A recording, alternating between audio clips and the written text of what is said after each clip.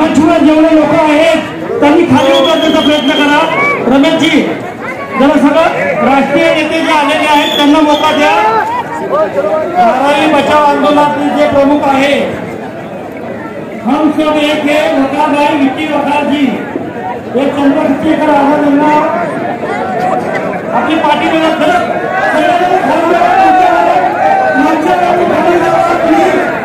सभा चालू रखनी है। मुझे मेरा मंच से नीचे उतरिए। मंच जय अली शेख चंद्रशेखर आजाद का स्वागत करते हैं। जय अली शेख, अरे जय शिवाजी, जय भीम, जय जय जय जय जय भीम। चंद्रशेखर आजाद आप संघर्ष करो, चंद्रशेखर आजाद आप संघर्ष करो। अरे जय जय जय जय जय भीम।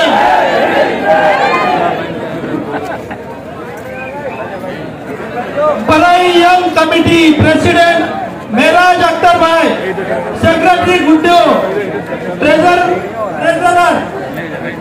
मेराज भाई आ जाइए। मेराज भाई स्वागत करेंगे। फतेह भाई, मेराज भाई, गुड्डू मोची, मोर्चा मोर्चा, रफीक बाबा, मोहम्मद अशरफ, सैयद सोहेल, सजूबा, नीचे उतरो प्लीज।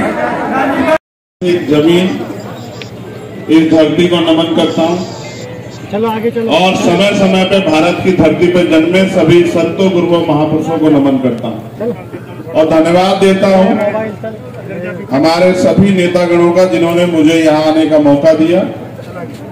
भाई जाहिद अली शेख जी, शेख आफ्ताब आलम जी, फहीम सईद जी, नौसार सिद्दीकी जी,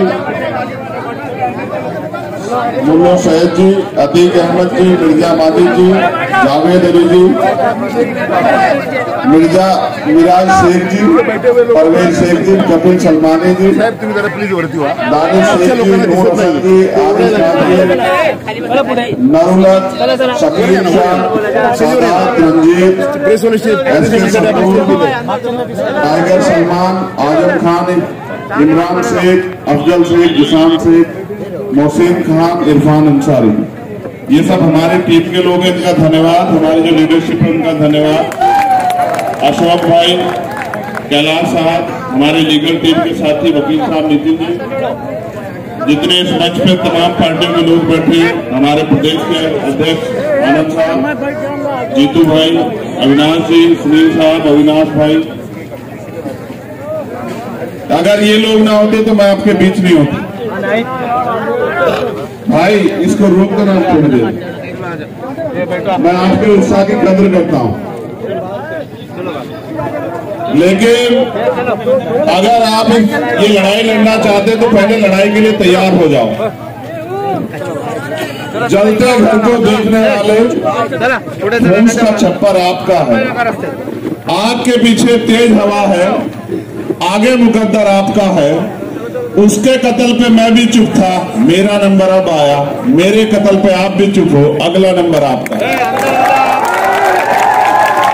ये धारावी में तो आज बहुत दिन बाद आई, धारावी से पहले ये आज अलग अलग एरियो में लगती रही, कभी पुणे में, कभी मुंबई की और जगहों पे। वो एक एक्सपेरिमेंट चल रहा था, अलग अलग बस्तियों को उजाड़ा गया, मेट्रो के नाम पे और कई नामों पे गरीबों की बस्तियों को उजाड़ के अमीरों के लिए शॉपिंग मॉल बनाए गए, अपार्टमेंट बनाए गए, पिंजरे बनाए गए। आप लोग अपनी बारी का इंतजार करते रहे और चुप रहे। खामियाजा ये हुआ कि जैसे मुझसे पहले वक्ताओं ने कहा कि आग अब आपके घर की तरफ आ गई। जब आज आपके घर की तरफ आए आपको बेचैनी हुई, होनी नहीं चाहिए। कम से कम आज तो बेचैनी करो। जो लोग यहाँ बड़े पैमाने पर जुटे हैं वो मुझसे बहुत उम्मीद रखते हैं, इसलिए उन्होंने मुझे बुलाया। एक बात मेरे कान में धीरे से ये भी कही गई कि यहाँ के नेता, कॉर्पोरेट जाके कौन कौन बिके,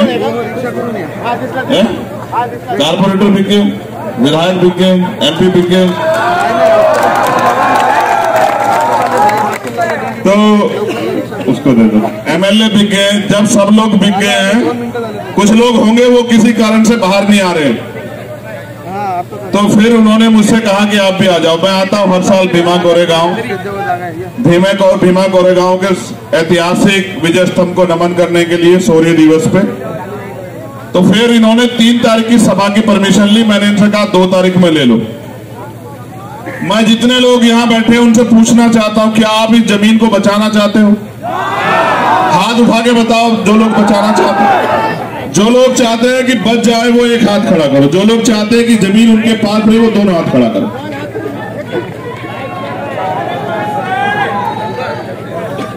ये तमाशबीन लोग हैं जो उधर खड़े हैं। जो लोग हाथ नहीं उठा सकते वो लड़ लेंगे क्या? मैं तो तुम्हें चेक कर रहा हूं कि तुम लड़ सकते हो। दोनों हाथ उठाओ जोर से ऐसे। आज जगाने पड़ते हैं ना, सोए हुए लोगों को जगाना पड़ता है, तब होती बात। देखो मेरी बात गौर करो, ये रास्ता है के बीच में, तो तुम लोग आगे आओ, थोड़ा उसको रास्ते को बना रहने दो, वरना तो बात खराब हो जाएगी। थोड़ी सी जगह बनाओ कि लोग आसानी से आते जाते रहे। मैं धन्यवाद देता हूं यहाँ के एडमिनिस्ट्रेशन का, पुलिस के लोगों का भी, जिन्होंने हमें परमिशन दी कि हम अपनी बात यहाँ रख दें और उनकी बात को बल मिले।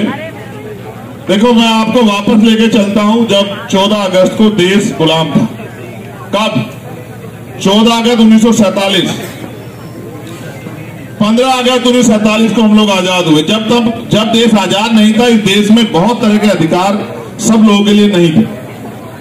लोगों को रहने के लिए जमीन नहीं थी, अच्छे घर नहीं थे, व्यापार करने की आजादी नहीं थी, अच्छी पढ़ाई के अवसर नहीं थे, तमाम तरह की परेशानियां थी, बिजनेस नहीं कर सकते थे, बहुत बड़े बड़े और जो अवसर है वो उनके पास नहीं थे। लेकिन फिर देश आजाद हुआ 15 अगस्त को, लेकिन ज्यादा कुछ नहीं बदला। 14 तारीख को जिनके पास जमीन नहीं थी, 15 तारीख को उनके पास जमीन नहीं आई। जिनके पास रोजगार नहीं थे, बिजनेस नहीं थे, रोजगार नहीं आए।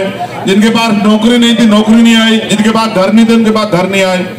जिनके पास और अवसर नहीं थे, वो अवसर नहीं पैदा हुए। वो अवसर कैसे पैदा हुए? अवसर पैदा हुए जब 26 जनवरी 1950 को देश में भारत का संविधान लागू हुआ। जब संविधान लागू हुआ, वो संविधान इस बात की गारंटी देता है कि भारत में रहने वाले हर एक व्यक्ति को रोटी, कपड़ा, मकान और आगे बढ़ने के अवसर की समता, समानता, बंधुत्व, भाईचारा, उसकी तरक्की, ये सुनिश्चित करने के लिए लोकतंत्र आया कि जनता चुनेगी कि कैसी सरकार बनेगी। और सरकार जो जनता द्वारा चुने गए नुमाइंदे, वो जिन पे अधिकार नहीं थे, जिन पे अवसर नहीं थे, जिन पे साधन नहीं थे, संसाधन नहीं थे, वो उनको दिलाने का काम करेंगे। फिर करीब से समझो और करीब से समझाता हूं। देश के लोग बड़े भावुक हैं, समझदारी कम दिखाते हैं। क्या ये 5 मिनट के लिए आवाजें रुक सकती है क्या? चलो यार, ऐसी जगह परमिशन का क्या मामला है भाई? क्या तो तुम लोग आगे हो जाओ। देखो कोई परेशान होगा, मुझे उससे अच्छा नहीं लगता है। आप आगे हो जाओ और आगे हो। और मैं कहूंगा जिनके दिल में दर्द हो बैठ जाओ। अगर हिम्मत है इस लड़ाई को लड़ने की तो बैठना सीखो, फिर बैठो बैठो अगर हिम्मत है आप लोगों के अंदर, वरना ये दिखावा मत करो। हिम्मत दिखाओ, जिनमें हिम्मत हो बैठो। जो पता भी लगता रहे कि कौन इस लड़ाई को लड़ने आया है, कौन यहाँ गलत आदमी खड़ा है, पता भी लग जाए, बैठ जाओ। औरों को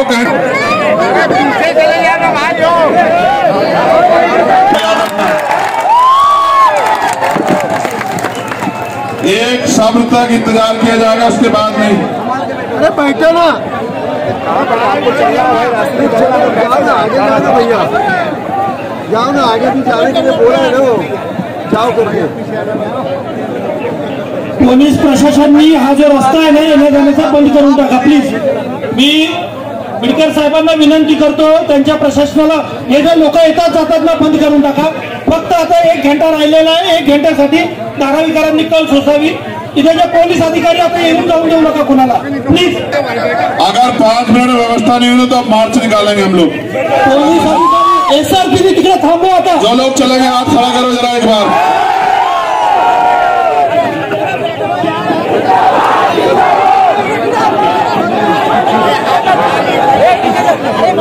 ये रास्ते से कोई नहीं आएगा, कोई नहीं आएगा, रोक दो। SRP वाले उधर खड़े मत रहो, किसी को भी आने मत देना। अब गौर से बात सुननी है, हो जाता थोड़ा सा होता है। ये भी सब अपने लोग हैं, ये बेचारे कहाँ के बात। देश आजाद हुआ तो धन धरती राजपाट में बंटवारा नहीं हुआ। धन धरती राजपाट में लोग बड़े बड़े लोन माफ करती है, पैसे वालों को जमीन देती है, बड़े बड़े फैक्ट्री वालों को जमीन देती है और गरीबों की जमीन को छीनने का काम करती है। आप यहाँ कह रहे हैं कि आपसे वित्त में पूछा नहीं गया, अडानी को दे दिया गया। आप याद करो, जब किसानों के खिलाफ कानून बने, किसानों से नहीं पूछा गया। अभी ट्रक ड्राइवर, तमाम तरह के ड्राइवर सड़कों में है, ड्राइवरों के खिलाफ कानून बना, उनसे नहीं पूछा गया। जब सीए एनपीआर एनआरसी पे कानून बना तो मुस्लिम भाइयों से नहीं पूछा गया, बुद्धिस्टों से नहीं पूछा गया, ईसाइयों से नहीं पूछा गया। ये सरकारें पूंजीपतियों की गुलाम। अडानी अंबानी ने देश के बहुत सारे चैनल खरीद लिए हैं, इनको अपना प्रचार कराना है। आपकी मेहनत की कमाई, जो टैक्स की कमाई है, उस पैसे से इस देश की सत्ता पे काबिज होना है। आपका खून चूसना है, सरकारों का धर्म बन गया है। और आप देखो, आपके टैक्स के पैसे से चलने वाली सरकार आज आपको उजाड़ देना चाहती है। आप महसूस करो, अभी कितना पैसा खर्च करके सरकार गिराई, इन लोगों ने गिराई या नहीं गिराई? कितने लोगों को ईडी, सीबीआई, इनकम टैक्स से डरा? क्यों डराया? क्योंकि अडानी को आपकी जमीन सौंपनी है। ये 600 एकड़ जमीन है, ये आपने सींच के तैयार की। ये कभी बंजर जमीन होती थी, गड्ढे होते थे, आपने इसको तैयार किया, मेहनत किया, आज आपने तैयार कर दिया तो उनको बुरा लग गया है। वो आपको इंसान नहीं समझते, गरीबों को कीड़े मकोड़े समझते हैं। उनको लगता है कीड़े मकोड़ों को शहर से बाहर रहना चाहिए। मैं सरकार को यह बताना चाहता हूं कि भारत का कोई भी इंसान कीड़ा मकोड़ा नहीं है, उसका भी इतना अधिकार है जितना अडानी अंबानी का अधिकार है। सरकार इस बात को याद रखे। ये हमारी जमीन है, आपने जो तय किया बहुत अच्छी बात है, लेकिन मैं आपको ईमानदार से कहता हूं, अगर आप चाहते हो लड़ाई लड़ी जाए तो 1 लाख घर है यहाँ, एक घर से एक आदमी तैयार हो जाओ, सरकार की जमीन खींच लेंगे। अपनी एक की जमीन नहीं देंगे सरकार को। सरकार याद रखे, सरकार को क्या लगता है हम आजाद भारत में गुलाम हैं? हम गुलाम नहीं है। वो जानते हैं गरीब और कमजोर वर्ग के लोग रहते हैं। और उनकी असल लड़ाई क्या है? किसी भी देश को अगर कब्जा करना हो, किसी भी देश को गुलाम बनाना हो, तो उस देश की 2 चीजों पे कब्जा करना पड़ता है। पहला, उस देश का बिजनेस। याद करो, जब अंग्रेज यहाँ आए तलवार लेके नहीं आए, बंदूक लेके नहीं आए। ईस्ट इंडिया कंपनी के रूप में एक बिजनेस की कंपनी यहाँ लेके आए और धीरे धीरे इस पूरे देश पे कब्जा कर लिया। और एक समय ऐसा आया कि हम अंग्रेजों के गुलाम हो गए। ये जो आज सरकार में बैठे हैं, ये अंग्रेजों के पिट्ठू हैं, ये इजराइल से चलते हैं। मैं इनको बहुत अच्छी तरह जानता हूं कि इनका बाप कौन है। आप याद करो, अडानी अंबानी नहीं है, वो दोबारा से ईस्ट इंडिया कंपनी लेकर आए अडानी के रूप में। अडानी के रूप में देश का सारा व्यापार वो अडानी को सौंप दे। एक दिन ऐसा आएगा, ये लड़ाई है। आपके पास जो दुकानें खड़ी हैं, आप पे जो रोजगार है, चाहे चमड़े का हो, चाहे जरी का हो, चाहे किसी और चीज का हो, वो आपसे आपका रोजगार छीनना चाहते हैं। किसानों से उनकी जमीन छीनना चाहते हैं, नौजवानों से उनकी नौकरी छीनना चाहते हैं, वो आपसे आगे बढ़ने का हक छीनना चाहते हैं। क्योंकि अगर आप अपने पैरों पर खड़े रहे तो उनकी गुलामी स्वीकार नहीं करोगे। अडानी अंबानी नहीं है, याद करो, ये अडानी नहीं है, ये इस देश की गुलामी की पहली तस्वीर है। एक दिन ऐसा आएगा, आपकी सारी दुकानें, क्योंकि जीएसटी लग गई है, आपकी सारी दुकानें बंद हो जाएगी और आपकी दुकानों की जगह बड़े बड़े शॉपिंग मॉल बनेंगे। सुई से लेके और गाड़ी तक उस शॉपिंग मॉल में बिकेगी। और जिस दिन वो शॉपिंग मॉल एक दिन के लिए बंद होगा, आप रोटी को तरस जाओगे। आपको पीने के लिए पानी नहीं मिलेगा, बच्चों के लिए दूध नहीं मिलेगा। ये एक षड्यंत्र है इस देश को गुलाम बनाने का। दूसरा तरीका यह है देश को कब्जा करने का कि उस देश की सेना पे कब्जा कर लो।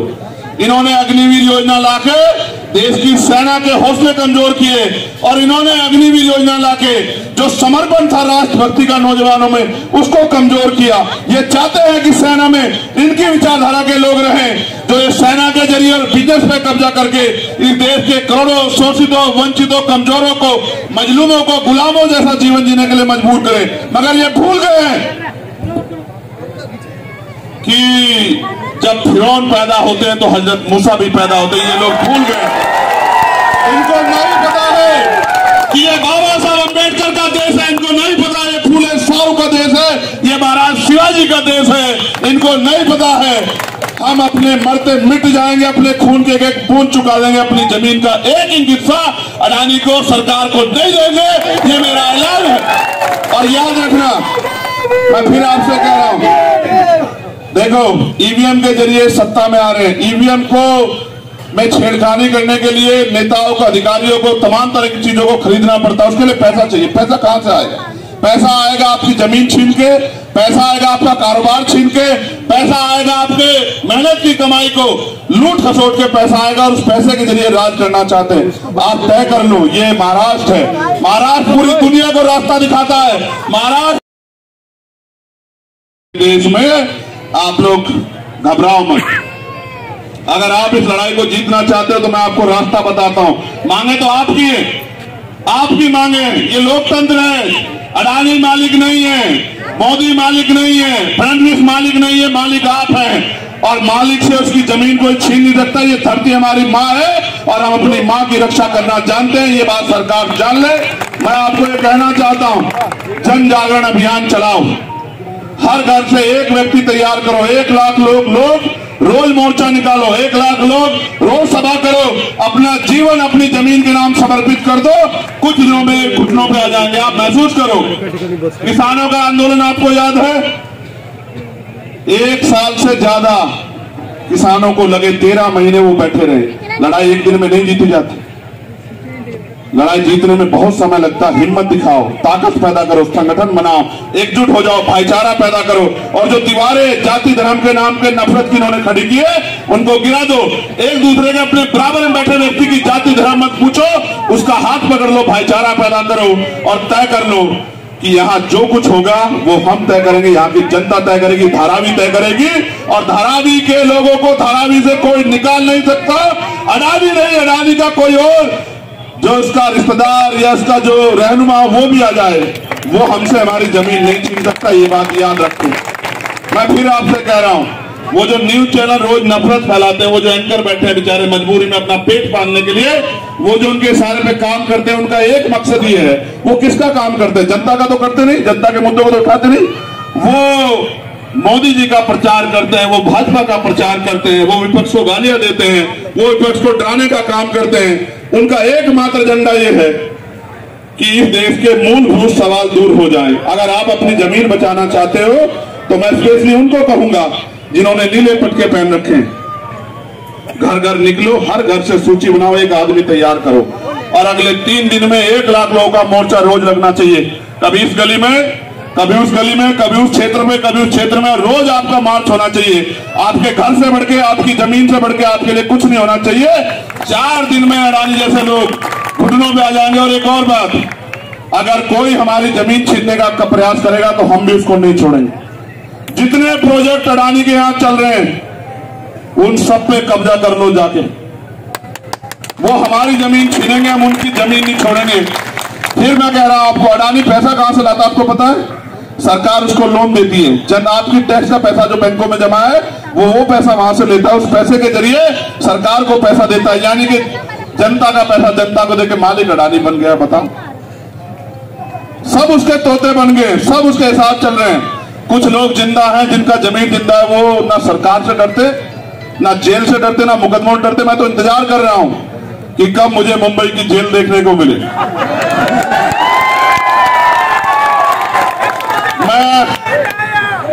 ये शेर भी जानवर होता है, हम तो इंसान, उसमें भी इंसानियत नहीं होती है। सुनो, हम 4 साल से ज्यादा जेल में रहे और 2-2 बार दिल्ली की जो सबसे बड़ी जेल है एशिया की, तिहाड़, उससे भी मास्टर डिग्री करके आए। हमारा एक ही धर्म है कि हमें इंसानों की हिफाजत करनी है, उनके अधिकारों की हिफाजत करनी है, उनकी जिंदगी में बदलाव लाना है। और जो नेता सीबीआई ईडी इनकम टैक्स से नहीं डरता, उसमें गोली चलती है। मुझे 4-4 गोली मेरे ऊपर चलाई, मेरे जख्म अभी हरे। इनकी गोलियों से मरने वाला नहीं, क्योंकि आप बहुत सारे लोगों की दुआएं, प्रार्थना, आशीर्वाद माओ बहने को मेरे साथ है। और अपने मरने से पहले मैं लाखों लोग इस देश में ऐसे तैयार करके जाऊंगा जो शहीद आजम सरदार भगत सिंह को अपना नेता मानते होंगे, शहीद उधम सिंह को अपना नेता मानते होंगे, अशफाक उल्लाह खां को अपना नेता मानते होंगे, वीर अब्दुल हमीद को अपना नेता मानते होंगे। ऐसे ऐसे लोग तैयार कर, बहुत सारे लोग तो तैयार। मैं जीतू भाई से भी कहूंगा, तुम यहां रहते हो मुंबई में, मुंबई के लोगों को तकलीफ होती, तुम क्या करते हो? सुनो, अभी इस मैंने धारावी देखी, वो देखा था ना काला मूवी, आपने देखी क्या काला मूवी? मेरा तब से मन था धारावी आने का, ऐसा ही हो रहा है हमारे इधर। तो अच्छा, मगर उनको नहीं पता ना, उसमें तो एक काला था। यहाँ तो बाबा साहब अम्बेडकर की धरती पे हर घर में एक काला बैठा, उनको पता नहीं है ना। सुनो, एक काला को दबा सकते थे, रोक सकते थे, इतने तैयार हैं, किस किस को रोकोगे? अच्छा हुआ वो पहले मूवी पहले आ गई कि हमें पता लग गया कि आप क्या करने वाले और किस हद तक जा सकते हैं। ये भी याद रखो, वो मूवी आप पे उदाहरण है, और आपको लड़ना कैसे ये भी जान लो। ये लोकतंत्र है, आपके पास वोट की ताकत है। आप चाहो तो अडानी के जो मालिक है उनको भी जमीन चटा दो, उनको भी जमीन चटा दो, आपके पास वोट की ताकत है। ठीक है, डरना बंद करो, घबराना बंद करो, हक के लिए। ये अधिकार जो आज हम मोर्चा लगा रहे, कौन देता? पुलिस थोड़ा देती है, एडमिनिस्ट्रेशन, ये हमें संविधान देता है। हम अपनी जो बात रख रहे हैं, अधिकार हमें संविधान देता है, और अगर हम अपने हक के लिए सड़कों पे आते हैं, ये अधिकार भी हमें संविधान देता है। जब देश का संविधान हमारे साथ है और देश की रक्षा करने वाली इंस्टीट्यूशन, पुलिस और तमाम लोग हमारे साथ हैं, ये भी तो हमारे लोग साथ ही हैं, पुलिस के लोग। इनको भी नहीं पता ना कब ये लोग प्राइवेट हो जाएंगे, नहीं पता ना इनको, कब इनकी नौकरी छीन के इनको भी कह देंगे कि अब से आप जो है 20,000 रुपए महीना पे हो, करना हो करो वरना घर जाओ। किसी को नहीं पता ना इस देश में क्या होने वाला है। मैं कह रहा हूं सब खतरे में है, हिंदू ना खतरे, मुसलमान ना खतरे में, ये देश खतरे में आ गया आज। ठीक है, अगर इस देश को बचाना तो एकजुट हो जाओ, भाईचारा पैदा करो और तानाशाही ताकतों को मुंह तोड़ जवाब दो।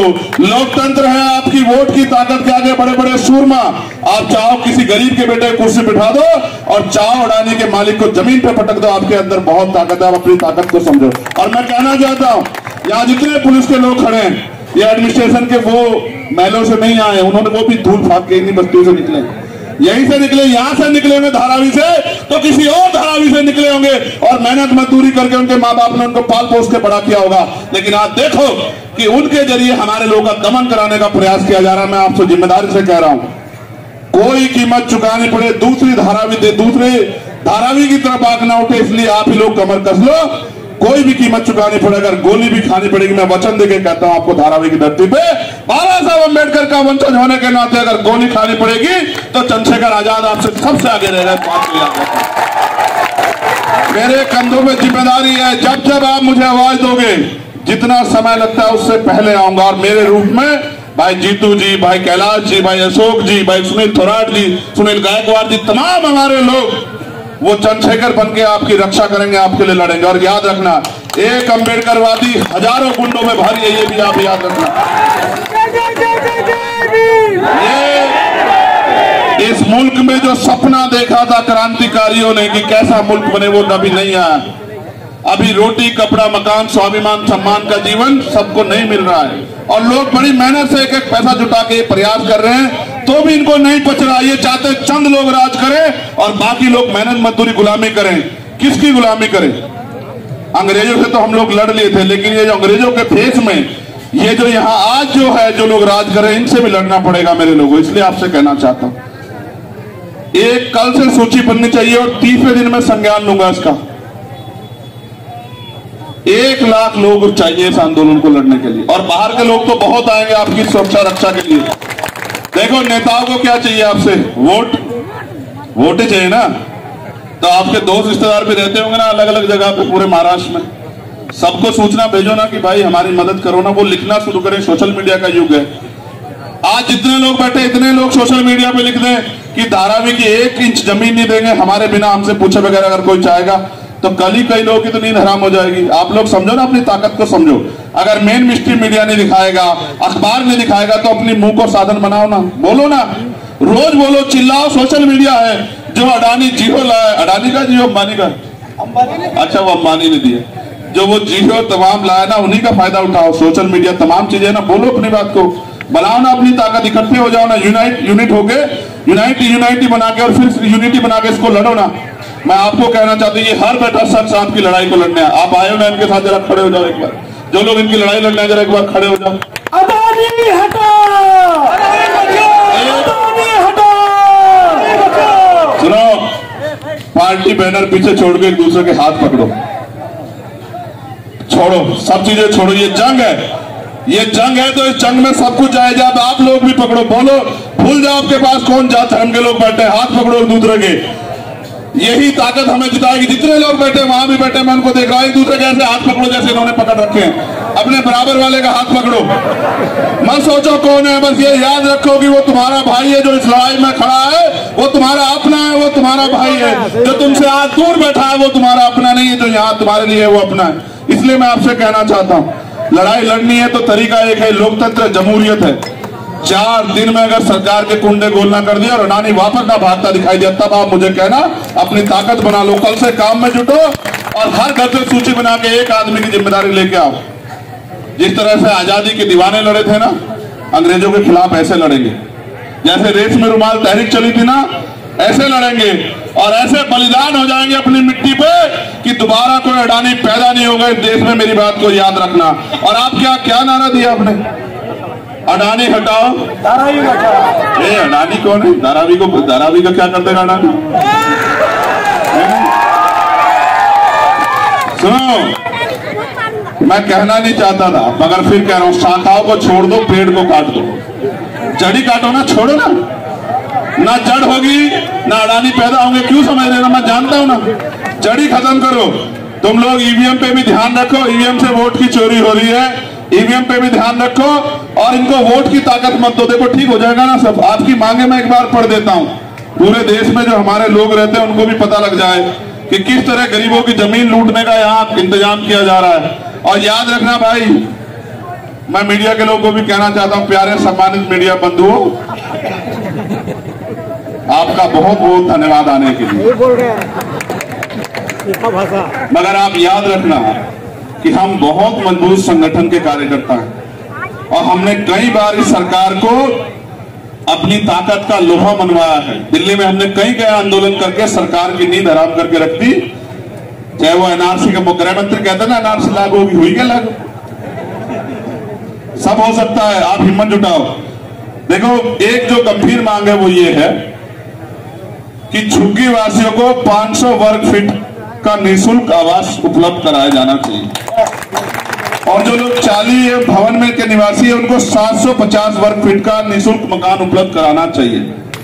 दूसरा, जो गैर आवासीय औद्योगिक वाणिज्य उपभोग वाले गांठ धारकों गोदाम मालिकों द्वारा उपयोग किए जाने वाले आकार के गैर आवासीय पुनर्वास गांठें निःशुल्क प्रदान करें। मास्टर प्लान को समझने का आसान प्रोजेक्ट प्लानिंग में प्रकाशित करें।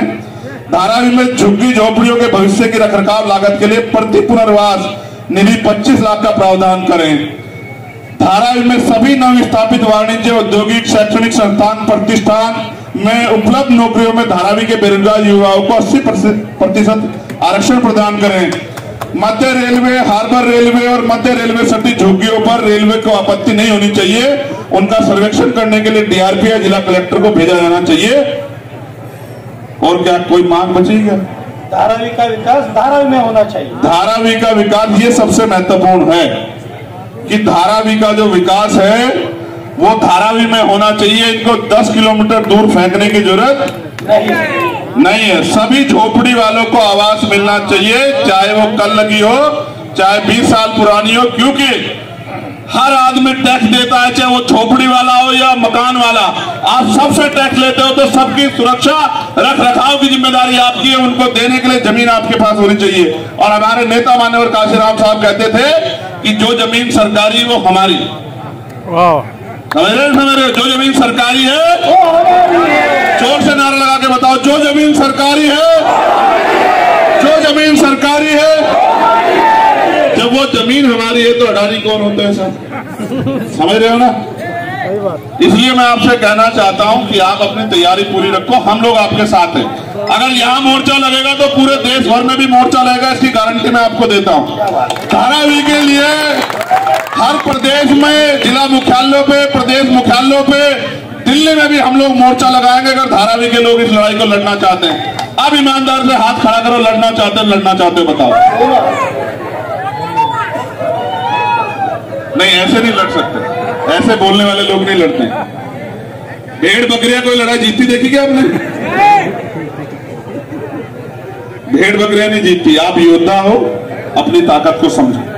इसलिए मैं आप सबका धन्यवाद करूंगा। पुनः मैं आपको इस बात के लिए आश्वस्त करता हूं कि इस आंदोलन को हमारा पूर्ण समर्थन है। और फिर जो मैंने बात यहां दोहराई है, मैं उन सब के लिए संकल्पित हूं। दुनिया में ऐसा कोई नोट नहीं बना जो मेरी राह रोक दे या मुझे खरीद ले। इसलिए बिना डरे, बिना रुके, बिना झुके इस लड़ाई को जब जब आप जितनी ताकत से लड़ोगे उतनी ताकत से हम आपके साथ हैं। पुलिस के साथियों से मैं ये कहूंगा, सरकारें बदलती रहती है, सरकारें इनको बनानी है, ये झोपड़ी में रहे या मकान में। कोई ऐसा गैर जिम्मेदाराना काम मत करना सरकार के इशारे पे कि आपको दुख हो। ये लोग गरीब लोग हैं, इनकी दुआओं में, इनकी प्रार्थनाओं में बहुत असर है। कोई ऐसा काम मत करना कि जिससे किसी गरीब का घर उजड़े, कोई ऐसी वो मत करना। हमारा आपका कोई झगड़ा नहीं है। मैं आपका धन्यवाद दूंगा, आपने परिस्थिति समझते हुए हालात को सही काबू किया। लेकिन आप समझो, आपसे लड़ाई नहीं, अडानी को आने देना। अडानी आ जाए ना, वर्दी छोड़ के आए ना, वर्दी का हम लोग सम्मान करते, अडानी आ जाए ना, उसका स्वागत करेंगे ना हम लोग। अडानी आए ना अपने कुंडे लेके, फिर पता लगेगा अडानी को कैसे होता है। हमारे लोगों को मत बीच में मत रखे ना। अडानी आए कि मैं जमीन को छीनना चाहता हूं तो आओ ना, स्वागत है। और आज ही आ जाते, हम भी आ रखे थे, देख लेते आप में कितना दम है। इसलिए आपसे कह रहा हूं, अगर मुंबई झुक गई, धारावी झुक गई तो ये देश गुलाम होने में देर नहीं लगेगा। धारावी को झुकना नहीं, ये बात आप तय कर लो।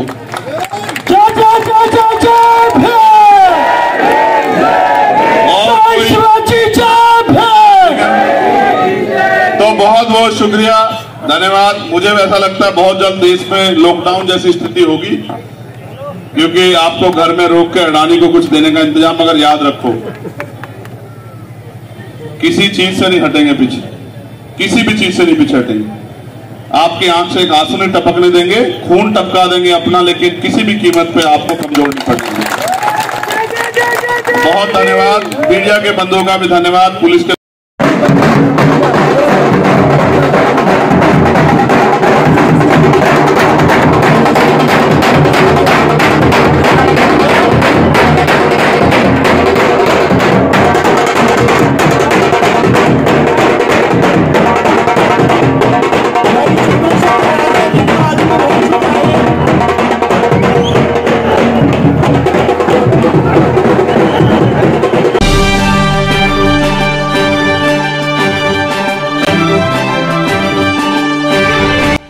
नमस्कार, आपण पाहताय महाराष्ट्र संध्या न्यूज चॅनेल आवाज महाराष्ट्राचा।